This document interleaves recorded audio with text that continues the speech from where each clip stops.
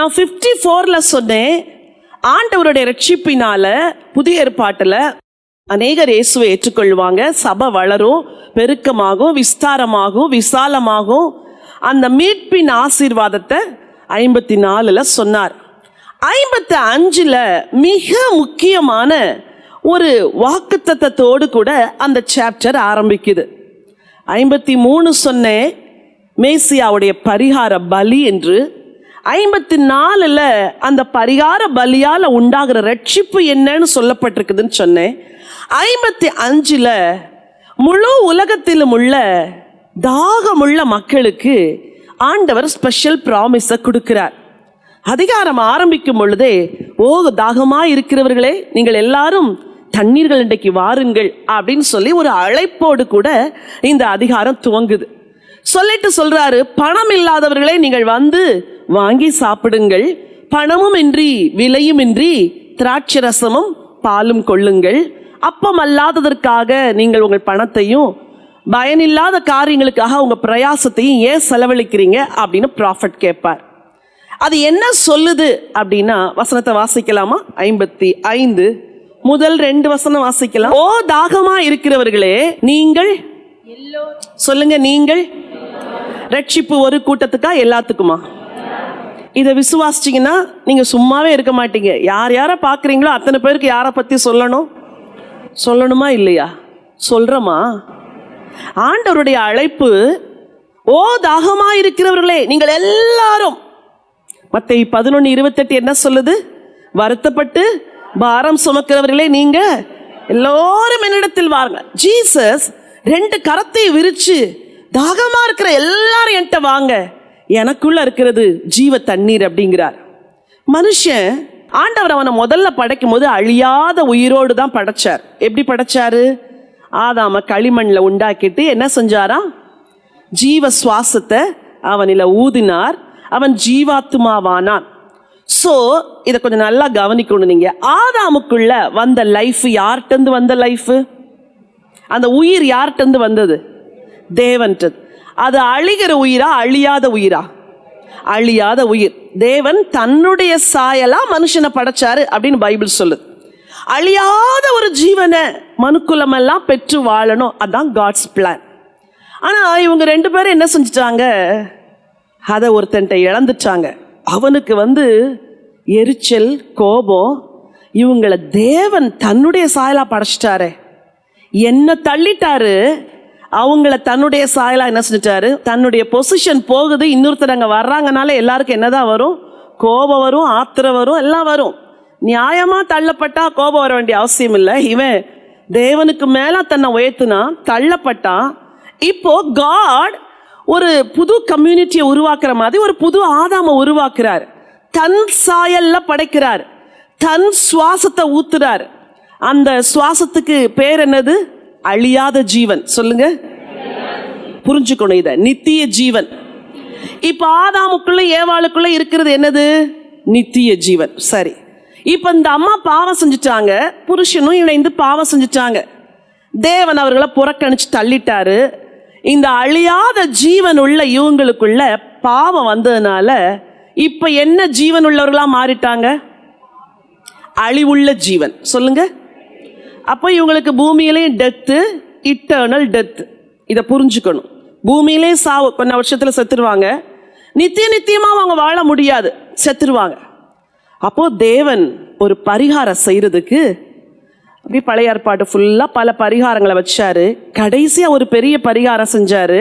அதான் 53வது அதிகாரம். அப்போ நல்லா கவனிங்க. வேதம் சொல்லுது, குமாரனுக்குள் ஜீவன் இருந்தது அப்படின்னு பைபிள் சொல்லுதா? எல்லாத்துக்கும் ரெஃபரன்ஸ் எடுக்க முடியாது. அந்த ஜீவன் மனுஷருக்கு எப்படி இருந்துச்சு? ஒளியா இருந்துச்சு. நான் திரும்ப கேட்கிறேன், இந்த சத்தியத்தை நீங்க இன்னைக்கு அறிஞ்சே ஆகணும். மனுஷனை படைக்கும் போது என்ன ஜீவனோட படைச்சாரு? அழியாத ஜீவன், நித்திய ஜீவன். ஏதேன்ல அந்த அழியாத ஜீவன் என்ன செஞ்சாங்க? இழந்துட்டாங்க. இப்ப கிறிஸ்து வந்தாரு, அவருக்குள்ள என்ன இருக்குது? அழியாத ஜீவன். இப்ப கிறிஸ்துவ நான் உள்ள ரிசீவ் பண்றேன், அப்ப எனக்குள்ள என்ன ஜீவன் வருது? அதனாலதான் உலகத்துல எல்லாருக்கும் போய் இயேசுவை ஏத்துக்கோங்க, இயேசுவை ஏத்துக்கோங்கன்னு சொல்றோம். ஏன் தெரியுமா? ஒரு மார்க்கத்துக்கு திரும்பன்னு சொல்லல, ஒரு மதத்துக்கு திரும்புன்னு சொல்லல, ஒருத்தட்ட அழியாத ஜீவன் இருக்குயா, அவரை கூப்பிட. உள்ள உனக்குள்ள இருக்கிறது அழிவுள்ள ஜீவன், அவருக்குள்ள இருக்கிறது அழியாத ஜீவன். அந்த அழியாத ஜீவன் உள்ள ஆண்டவரை உள்ளத்துல கூப்பிடும் போது உன் அழிவுள்ள ஜீவன் அழியா ஜீவனா மாறிடுது. இன்னைக்கு நீங்கெல்லாம் என்ன நம்பிக்கையில உட்கார்ந்துருக்கிறீங்க தெரியுமா? சொல்லுங்க. எனக்குள்ள அழியாத ஜீவன் இருக்கு, எனக்குள்ள நித்திய ஜீவன் இருக்கு. இந்த சரீரம் மரிக்கும், ஆனா எனக்குள்ள இருக்கிற ஜீவன் மரிக்காது, அது பரலோகத்துக்கு போகும். அதுக்குத்தான் அந்த ஜீவனை பொத்தி பொத்தி காப்பாத்துறதுக்கு தான் இப்படி உட்கார்ந்து வசனத்தை கேட்கிறோம். அந்த ஜீவனுக்கு ஃபுட்டு எது தெரியுமா? தேவனுடைய வார்த்தை. அந்த ஜீவனுக்கு தண்ணி எது தெரியுமா? பரிசுத்த ஆவியானவர். வார்த்தையும் ஆவியும் தான் இந்த அழியாத ஜீவனை நரிஷ் பண்ணும். இன்னைக்கு நிறைய பேர் வரல, க்ரௌடு குறைஞ்சிக்கிட்டே போகுது. ஆனா நீங்கெல்லாம் வரீங்க, உங்களுக்குள்ள ஆண்டவர் அந்த ஜீவனை கொடுக்கிறாரு, அப்பத்தை கொடுக்கிறாரு, வார்த்தையை கொடுக்கிறாரு. ஆவி வளருது, நித்திய ஜீவன் உள்ள ஸ்டேபிளா இருக்குது. உங்களுக்குள்ள ஜீவ தண்ணீரை கொடுக்கிறாரு, நீங்க பருகுறீங்க பருகுறீங்க, தாகம் தீருது, வளர்றீங்க, நித்திய ஜீவனை காப்பாத்துறீங்க. இன்னைக்கு அநேகரால நித்திய ஜீவனை காப்பாற்ற முடியல. ஏன்? வசனம் இல்ல, ஆவி இல்ல. நித்திய ஜீவனை காப்பாத்துறதுக்கு என்ன வேணும்? வசனம் வேணும், ஆவி. வசனம் தான் அப்போ, ஆவிதான் தண்ணி. இங்க சொல்றாரு, ஓ தாகமா இருக்கிறவர்களே, நீங்கள் எல்லாரும் தண்ணீர்கள் இன்றைக்கு வாருங்கள். நீங்க பணமும் இன்றி விலையும் இன்றி, it's free, it's not cheap. இது ரொம்ப இலவசம், ஆனா ரொம்ப சீப்பாலாம் நினைச்சிடாத, அதுக்கு விலை கொடுக்கவே முடியாது. ஒருவேளை நித்திய ஜீவன் எனக்கு வேணும் அப்படின்னு ஒருத்தர் கேட்டாங்கன்னா, அதுக்கு நான் என்ன விலை கொடுக்கணும்னா, இந்த சர்ச்சு ஃபுல்லாக தங்க கட்டியால நீ நிரப்பி வச்சுட்டு நித்திய ஜீவனை கேளு அப்படின்னு அவன் கேட்டா கூட, அதை விட சர்ச்சு ஃபுல்லாக இருக்கிற கோல்டு பிஸ்கட்ஸை விட நித்திய ஜீவன் விலையேற பெற்றது.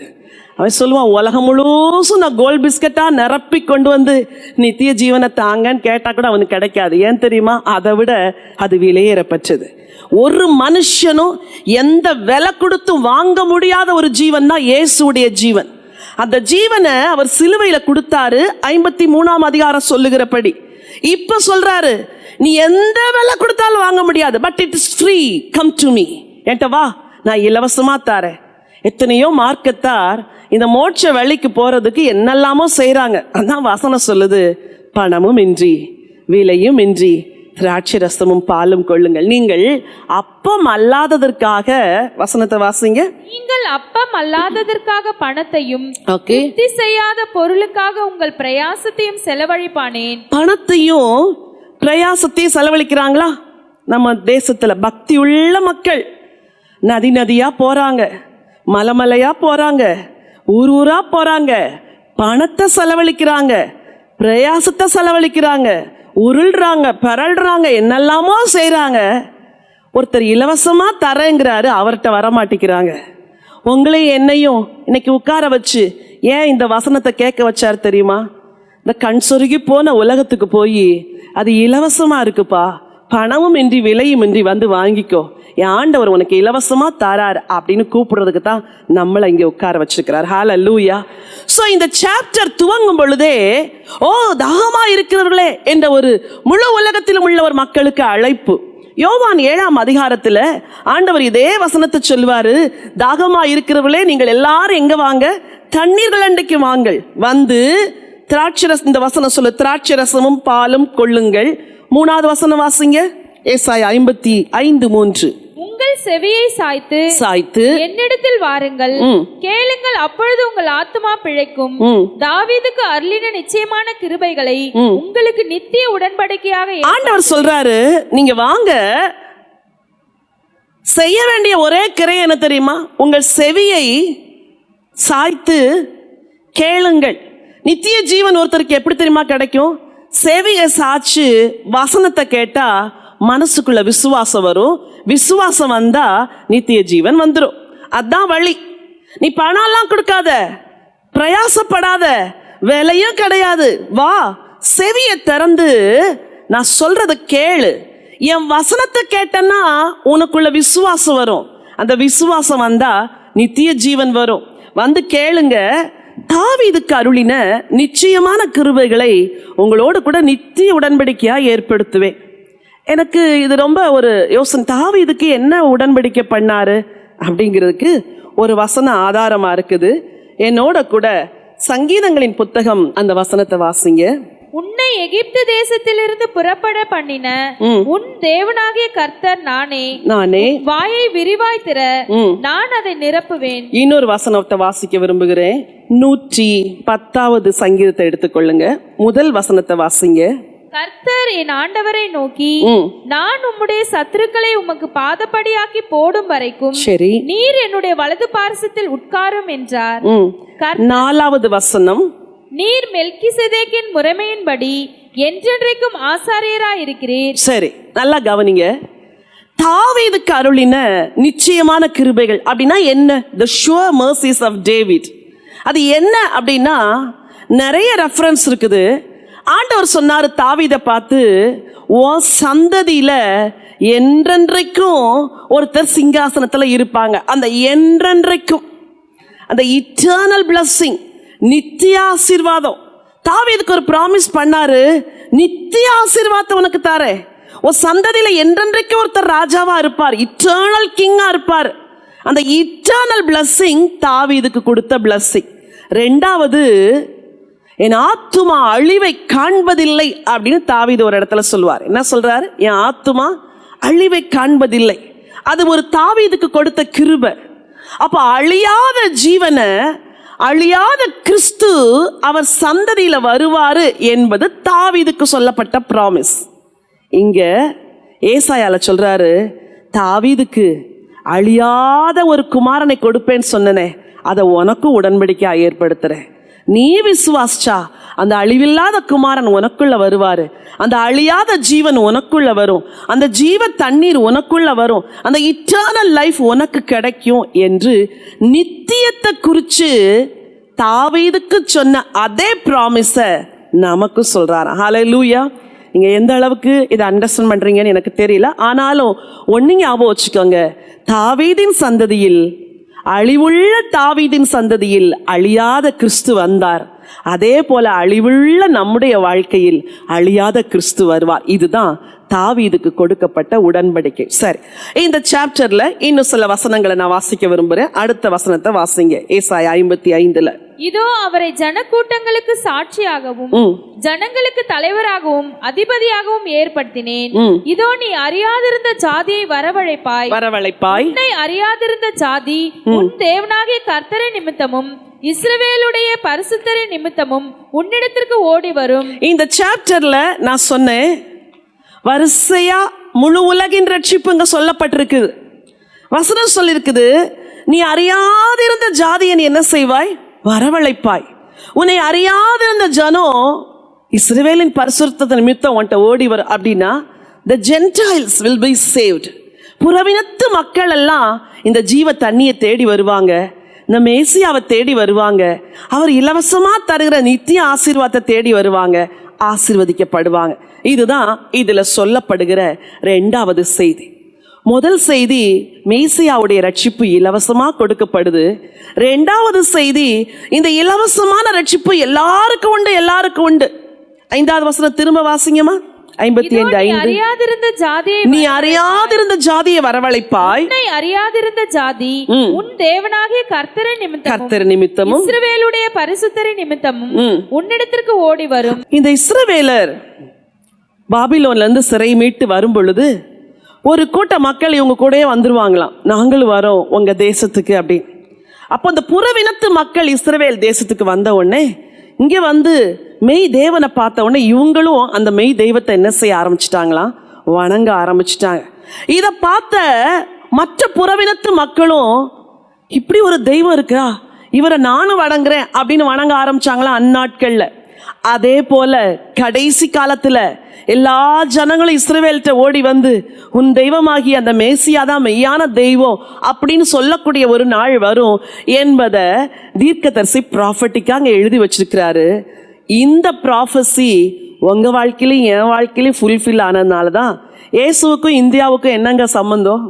இஸ்ரவேல் தேசத்துக்கும் இந்தியாவுக்கும் என்ன சம்பந்தம்? ஒரு சம்பந்தம் கிடையாது. ஆனா அறியாதிருந்த நம்ம அவரை அறியும்படி செய்தார். இது ஆண்டவருடைய இரக்கம். ஹல்லேலூயா. இது கொஞ்சம் படிக்கிறதுக்கு கஷ்டமா இருக்குது. ஆனா நீங்க வீட்டுல போய் இந்த வசனங்கள் எல்லாம் வரிசையா வாசிச்சீங்கன்னா உங்க கண்கள் ஆச்சரியத்தால் பிரம்மை கொள்ளும். இவ்வளோலாம் ஒரு மீட்பின் திட்டத்தை வச்சுக்கிறீங்களாப்பா எங்களுக்கு என்று சொல்லி. சோ இந்த சாப்டர் விசேஷமாய் மேசியாவுடைய இலவசமான ரட்சிப்பையும் இலவசமாய் அவர் கொடுக்கிற ஜீவ தண்ணீரையும் சொல்வதோடு புறவினத்து மக்கள்ல இருந்து மீட்கப்படுறவங்க என்னென்ன பிளஸ்ஸிங்ஸ்லாம் ரிசீவ் பண்ணுவாங்க அப்படின்னு சொல்லுது. 7வது வசனத்தை வாசிங்க. 55:7. துன்மார்க்கன் தன் வழியையும் அக்கிரமக்காரன் தன் நினைவுகளையும் விட்டு கர்த்தரிடத்தில் திரும்ப கடவன், அவர் அவன் மேல் மனதுருகுவார். நம்முடைய தேவனிடத்திற்கே திரும்ப கடவன், அவர் மன்னிக்கிறதுக்கு தயை பெறுத்திருக்கிறார். சரி, வாட் இஸ் சால்வேஷன்? ரட்சிப்புனா என்ன? உங்களை பார்த்து ஒருத்தர் கேட்குறாங்க, ஐயா நான் ரட்சிக்கப்படணும், ரட்சிப்புனா என்ன என்ன சொல்லுவீங்க? உங்கள்கிட்ட தான் கேட்குறேன். பாவத்தை அறிக்கை செஞ்சு இயேசுட்டவா மனம் திரும்பு, அவரை மனசுல ஏத்துக்கோ. இதுதான் காஸ்பல். அவர் உனக்காக இந்த பூமியில வந்தாரு, வாழ்ந்தாரு, ரத்தம் சிந்தினார், மரித்தார், உயிரோடு எழுந்தார், பரலோகத்தில் இருக்கிறார், திரும்ப வரப்போகிறார். இதை சொல்ற மாதிரி சொல்லணும். இப்ப நான் சொல்ற மாதிரி சொன்னீங்கன்னா அவங்க உங்களை மேலும் கீழே பார்ப்பாங்க, அவங்களுக்கு புரியாது. பேதைகளுக்கு பாலூட்டுறது போல சொல்லணும், ஞானிகளுக்கு இன்டலெக்சுவல் பீப்புளுக்கு அறிவுபூர்வமா சொல்லணும். அதை சொல்றதுக்கு உங்களுக்கு ஒரு கிருபை வேணும். அந்த கிருபை இருந்தாதான் நீங்க சொல்ற ரட்சிப்பின் செய்தியை மற்றவங்க என்ன செய்வாங்க, ஏற்றுக்கொள்வாங்க. ஒரு ஆட்டோ ஓட்டுறவருக்கு போய் நீங்க தியாலஜி பேசுனீங்கன்னா ஒன்றும் உள்ள ஏறாது இல்லை. ஒரு பெரிய ப்ரொஃபஸருக்கு போய் நீங்க ஆட்டோ ஓட்டுறவங்க பேசுற மாதிரி நீங்க பேசுனீங்கன்னா அவங்களுக்கு உள்ள ஏறவே ஏறாது. யார் கிரேக்கருக்கு கிரேக்கரை போலவும், யூதர்களுக்கு யூதர்களுக்கு போலவும், புறவினத்து மக்களுக்கு புறவினத்து மக்களை போலவும் காஸ்பல் சொல்ல படிச்சுக்கணும். வசனம் சொல்லுது, துன்மார்க்கன் தன் வழியையும் அக்கிரமக்காரன் தன் நினைவுகளை விட்டு திரும்ப கடவன். ரிப்பென்டன்ஸ், திரும்பி வரேன், என்னால விட முடியாது, ஆனா இவர் என்னை பலப்படுத்துவார், நம்பி வரேன், அவர் என்னை பலப்படுத்தி விடுறதுக்கு பலன் தரட்டும்னு ஒருத்தன் வரும்பொழுது ஆண்டவர் மன்னிக்கிறாரு, பலன் கொடுக்கிறாரு, அவன் வாழ்க்கையை திருப்புறாரு. இதுதான் மீட்பு. இந்த மீட்பின் ஆசீர்வாதத்துல இன்னும் சிலதை சொல்றாரு. வாசிங்க அடுத்த வசனம். நினைவுகள் உங்கள் நினைவுகள் அல்ல. மனம் திரும்பி வருகிறவங்களை பார்த்து சொல்றாரு, என் நினைவுகள் உங்கள் நினைவுகள் அல்ல, உங்கள் வழிகள் என் வழிகளும் அல்ல அல்ல சொல்லுகிறார். சரி, பூமியை பார்க்கிலும் வானங்கள் எப்படி உயர்ந்திருக்கிறதோ அப்படியே உங்கள் வழிகளை பார்க்கிலும் என் வழிகளும் உங்கள் நினைவுகளை பார்க்கிலும் என் நினைவுகளும் உயர்ந்திருக்கிறது. இப்படி மனம் திரும்பி வராங்களே, அவங்களுக்கு ஆண்டவர் வச்சிருக்கிற உயர்ந்த திட்டங்கள், உயர்ந்த நினைவுகள், மேன்மையான வாழ்க்கை ஒன்று இருக்குது. உங்களுக்கு கூட கர்த்தர் மேன்மையான வாழ்க்கையை வச்சுக்கிறார். நீங்க கேட்கணும், பா என் நினைவு உள்ளதான், உங்க நினைவு ரொம்ப பெருசு. நான் நினைக்கிறேன் 10,000 ரூபாய் சம்பளம் வந்தா போதும்னு நினைக்கிறேன். ஆனா நீங்க ரொம்ப பிளான் வச்சிருந்தீங்கன்னா please show me your way lord அப்படின்னு உங்க வழியை எனக்கு காட்டுங்கன்னு கேட்ட ஆண்டவர் வழியை காட்டுவார். உலக ஆசீர்வாதத்துக்கு மட்டும் இல்லை, உன்னத ஆசீர்வாதத்துக்கு கூட உங்க நினைவுகளை விட அவர் நினைவுகள் உயர்ந்தவைகள். நான் ரட்சிக்கப்பட்ட போது ஆரம்ப நாட்களில் இதே போல் சர்ச்சில் எல்லா பைபிள் ஸ்டடிக்கும் இப்படி வந்து ஃபஸ்ட் ரோவில் உட்காந்துக்குவேன். வசனம் வாசிக்கணும்னா நானும் என் ஃப்ரெண்டு தான் போட்டி போட்டு சர்ச்சில் வாசிப்போம். பிரசங்கத்தை வாயை திறந்து கேட்ட நாட்களெல்லாம் உண்டு. மனசில் ஒரே ஒரு ஆசை, நானும் இப்படி பேசணும், நானும் இப்படி பேசணும். நான் அப்படி வருவேன்னா எனக்கு பைபிளில் எத்தனை சாப்டர் இருக்குன்னு தெரியாது, எத்தனை புக்கு இருக்குன்னு தெரியாது, மல்கியான ஒரு புக்கு இருக்கானே தெரியாது, தீமோத்தேயுனா யாருன்னு கேட்டால் தெரியவே தெரியாது, மெல்கிசேதேக்குன்னு யாருன்னு கேட்டால் உண்மையாகவே தெரியாது. அப்படி ஒரு பேதையாக அப்படி உட்கார்ந்து இந்த பைபிளை வாசிச்சுட்டு இருந்தேன். ஆனால் வசனம் சொல்லுது, உன் நினைவை விட என் நினைவுகள் உயர்ந்தவைகள், உன் வழியை விட என் வழிகள் உயர்ந்தவைகள். 25 ஆண்டுகள் கழிச்சு இப்போ நான் திரும்பி பார்க்குறேன், எத்தனையோ இடங்களில் ஊழியத்தில் தேவன் பயன்படுத்தி இருக்கிறாரு. வசனத்தை கேட்ட என்ன வசனத்தை பிரசங்கிக்கிறவளா மாற்றினார். இப்படி என்னை மாற்றுவாருன்னு நான் கற்பனை கூட பண்ணி பார்க்கவே இல்லை. அதுதான் அவருடைய தெய்வீக திட்டங்கள். ஹல்லேலூயா. இன்னைக்கு நான் சொல்றேன், எழுதி வச்சுக்கோங்க. உங்க பிள்ளைங்களை குறித்து உங்க தேவன் வச்சிருக்கிற உன்னதமான திட்டங்களை நடக்கணும் ஜோம் பண்ணுங்க. அருமையாய் மகிமையாய் தேவன் அதை நிறைவேற்றுவார்.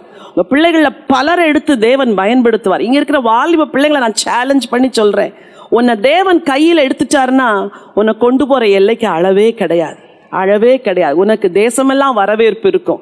நீ சொல்லுகிற வார்த்தையை கேட்க ஒரு கூட்டம் உனக்காய் காத்திருக்கும். அவருடைய நினைவுகள் உயர்ந்தவைகள். மீட்கப்படுகிற ஒவ்வொருவருக்குமே உயர்ந்த திட்டங்களை ஆண்டவர் வச்சிருக்கிறாரா? இந்த திட்டம் எப்படி எப்படி நடக்கும், எப்படி நிறைவேறும், அதான் அடுத்த வசனத்துல சொல்றாரு. வாசிங்க. மாரியும் உறைந்த மழையும் வானத்திலிருந்து இறங்கி அவ்விடத்துக்கு திரும்பாமல் பூமியை நனைத்து அதில் முளை கிளம்பி விளையும்படி செய்து விதைக்கிறவனுக்கு விதையையும் புசிக்கிறவனுக்கு ஆகாரத்தையும் கொடுக்கிறது எப்படியோ அப்படியே என் வாயிலிருந்து புறப்படும் வசனமும் இருக்கும். சொல்லுங்க, எப்படியோ அப்படியே. என்னது எப்படியோ அப்படியே? விதைக்கிற விதை இருக்குதே, அத வானத்திலிருந்து வர்ற அந்த மழை அது பூமிக்கு வந்து எப்படியாவது விதைய வந்து முளைக்க வச்சிருதான். அது மாதிரி ஆண்டவருடைய வசனம் ஒரு நாள் வெறுமையா திரும்பாது. மீட்கப்பட்ட ஒரு தேவனுடைய பிள்ளையின் வாழ்க்கையில மாற்றம் எப்படி வரும் தெரியுமா? வசனத்தின் மூலமா தான். தம்பி, நீ வசனத்துக்கு முக்கியத்துவம் கொடுத்து கொடுத்து கொடுத்து அந்த வசனத்தை உள்ள வாங்கி வாங்கி வாங்கி அதை அறிக்கை பண்ணி பண்ணி பாரு, உன் லைஃப்ல ட்ரமெண்டஸ் சேஞ்ச் வரும். வசனம் தான் மாற்றங்களை கொண்டு வரும். என்ன ஏரியால நீங்க ஸ்ட்ரகிள் பண்றீங்களோ அந்த ஏரியாவுக்குரிய வசனத்தை எடுத்து வச்சுட்டு, அப்பா மாரியும் உறைந்த மழையும் வானத்திலிருந்து இறங்கி விதைக்கிறவனுக்கு விதையும் புசிக்கிறவனுக்கு ஆகாரத்தை கொடுத்து விளையச் செய்யறது போல என் வாழ்க்கையில உங்க வேர்டு உங்க வேர்டு உங்க வசனம் உங்க வேர்டு கிரியை செய்யட்டும். நீங்க இங்க வர்றீங்களே, வரும்போது என்ன நடக்குது? இந்த வசனத்தை உள்ள விதைக்கிறார், உள்ள தண்ணி ஊத்துறாரு, விளைய செய்கிறார். ஸோ வாழ்க்கையில மீட்கப்பட்டவங்க ஆசீர்வதிக்கப்படுறதுக்கு ஒரே ஒரு வழி. என்ன வழி? வசனம். சொல்லுங்க, என்னது? உங்க பிள்ளைங்களுக்கு வசனத்தை சொல்லி கொடுக்கணும். புருஷன் மனைவியை உற்சாகப்படுத்த, பயப்படாதீங்க, தைரியமா இருங்க அப்படி சொல்லக்கூடாது. ஏங்க, உங்களுக்காக நான் ஜெபம் பண்ணேன், இந்த வசனத்தை கடவுள் உங்களுக்கு கொடுத்தாருங்க அப்படின்னு சொன்னா, உங்க வார்த்தையை விட நீங்க ஆண்டவற்றை வந்து வாங்கி ஒரு வசனம் கொடுக்குறீங்க பாருங்க, அது அவருக்குள்ள கிரியை செய்யும். உங்க மனைவி பதறி நிற்கும் போது, பிள்ளைங்க பதறி நிற்கும் போது, ஏன்பா கவலைப்படுற, அப்பா உனக்கு ஜெபம் பண்றேன், போ, என் சமூகம் உனக்கு முன்னாக செல்லுன்னு ஏசப்பா எனக்கு வாக்கு கொடுத்துருக்க, நீ போ, இன்னைக்கு ஆண்டவர் உனக்கு அந்த வேலையில ஒரு காரியத்தை செய்வா சொல்லி அனுப்பி பாருங்க. Word, it has power. புதிய ஏற்பாட்டு விசுவாசிகள் அத்தனை பேருக்கும் வசனம் தான் வாழ்க்கையை மாற்றும்னு ஆண்டவர் ப்ராமிஸ் பண்ணிட்டாரு. அதனால தான் அப்போஸ்தலனாகிய பவுல், பேதுரு போன்ற பரிசுத்தவான்கள் வசனத்தையே பேசினாங்க, வாழ்க்கை மாறுச்சு. சரி, கடைசியா ஒரு வசனம் வாசிக்கலாம். அடுத்த வசனம் வாசிங்க. 12. நீங்கள் மகிழ்ச்சியாய் புறப்பட்டு சமாதானமாய் கொண்டு போகப்படுவீர்கள். சரி, பர்வதங்களும் மலை. இது யாருக்கு சொல்றாருன்னா, இஸ்ரவேல் ஜனங்கள் விடுதலை ஆகி வரும்பொழுது எப்படி புறப்பட்டு வருவாங்களாம்? ஒரு இடத்துல சொன்னாரு, ஓடி போகிறவன் போல் நீங்கள் ஓடி போகிறது இல்லை அப்படின்னு சொன்னார். மகிழ்ச்சியாய் புறப்பட்டு எப்படி வருவீங்களா? சமாதானமாய் கொண்டு போகப்படும். கோரேஸ் வந்து விடுதலையை கொடுத்த உடனே நம்பவே முடியல அவங்களுக்கு. சியோனின் சிறையிருப்பை கர்த்தர் திருப்பும் பொழுது எப்படி இருந்தோம்? சொப்பனம் காண்கிறவர்களை போல இருந்தோம். நம்முடைய வாய் நகைப்பினாலும் நம்முடைய நாவு ஆனந்த சத்தத்தினால் அதான் இங்க சொன்னாரே, நீங்க மகிழ்ச்சியா வருவீங்க, சிறையிருப்பிலிருந்து சந்தோஷமா வருவீங்க, எதிர்பாராத விடுதலை, அன்எக்ஸ்பெக்டட் டெலிவரன்ஸ் உங்க வாழ்க்கையில். அப்படிதான் ஆண்டவர் செய்யத்தான் போறார். Just believe. இந்த ப்ராஃபட்டிக் வேர்டை படிக்கிற உங்க வாழ்க்கையில கூட எதிர்பாராத ஒரு நாள்ல, எதிர்பாராத விதத்துல ஆண்டவர் ஒரு விடுதலையை தருவார். அப்ப நீங்க சொல்லுங்க, நான் மகிழ்ச்சியா புறப்பட வச்சிங்கப்பா, உங்களுக்கு நன்றின்னு சொல்லுவீங்க. தேவனுடைய வார்த்தை ஒருபோதும் பொய் சொல்வதில்லை, விசுவாசிக்கிறவனுக்கு அது பலன் கொடுக்கிறது. சரி, அதுக்கு பின்னாடி உள்ள வசனங்கள் எல்லாம் நீங்க போய் வாசிங்க. முக்கியமா 4 மிக முக்கியமான செய்தி. ஒன்று, இலவசமான மேசியாவின் ரட்சிப்பு. இதுதான் முதல் செய்தி. தேவையானது ஒன்னே ஒன்று, தாகம் இருந்தா அவங்களுக்கு ரட்சிப்பை கொடுக்கிறார். பக்தி உள்ளவங்களை ரட்சிக்கிறார். பக்தி என்பது ஒரு தாகம். அந்த தாகம் இருக்கும் பொழுது ஆண்டவர் ரட்சிக்கிறார். 2வது, மேசியாவுடைய ரட்சிப்பு புறஜாதிகளுக்கு உண்டு.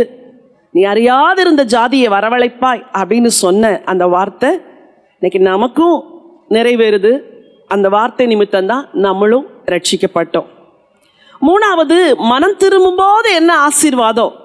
ஒருத்தர் மனம் திரும்பினா தேவனுடைய உயர்ந்த எண்ணங்கள், உயர்ந்த நினைவுகள் அவங்க வாழ்க்கையில நடக்குது.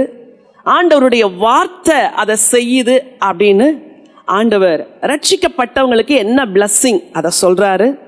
4வது, திரும்ப வரும் பொழுது, சிறையிருப்பிலிருந்து திரும்ப வரும் பொழுது என்னென்ன ஆசீர்வாதங்கள் இருக்கும். கடைசி வசனம் அழகா சொல்லுது, முச்செடிக்கு பதிலாக தேவதாரு விருட்சம் முளைக்கும், காஞ்சரிக்கு பதிலாக மிருது செடி எழும்பும், அது கர்த்தருக்கு கீர்த்தியாகவும் நிர்மூலமாகாத நித்திய அடையாளமாகவும் இருக்கும்.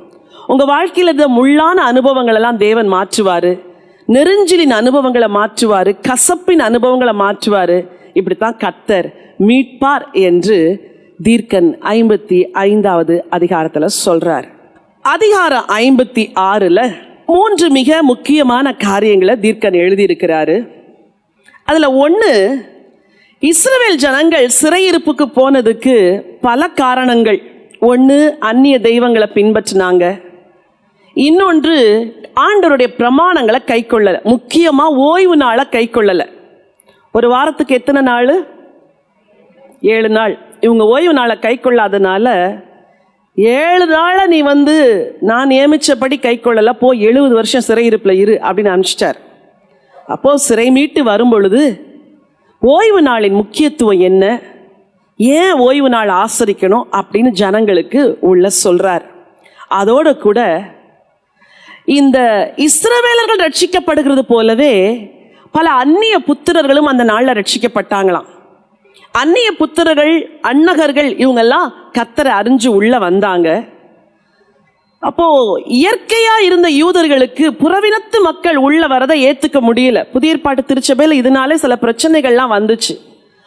அவங்க நினைச்சாங்க, நம்மெல்லாம் வாழ்க்கையில ஒதுக்கப்பட்டவங்க, நம்மெல்லாம் தாழ்த்தப்பட்டவங்க, இஸ்ரவேலர்கள் தான் உயர்ந்த குலம் அப்படின்னு நினைச்சப்போ ஆண்டவர் எல்லாரும் சமம், நீங்கள் ஒதுக்கப்பட்டவர்கள் அல்ல, நீங்களும் மீட்பின் ஆசீர்வாதத்தில் சரிசமமா பங்கெடுக்கிறீங்க அப்படின்னு ஜென்டைல் பீப்புளுக்கு காட் அஷூரன்ஸ் கொடுக்கிறார். அதை ப்ராஃபிட் இந்த சாப்டர்ல எழுதி வச்சிருக்கிறார்.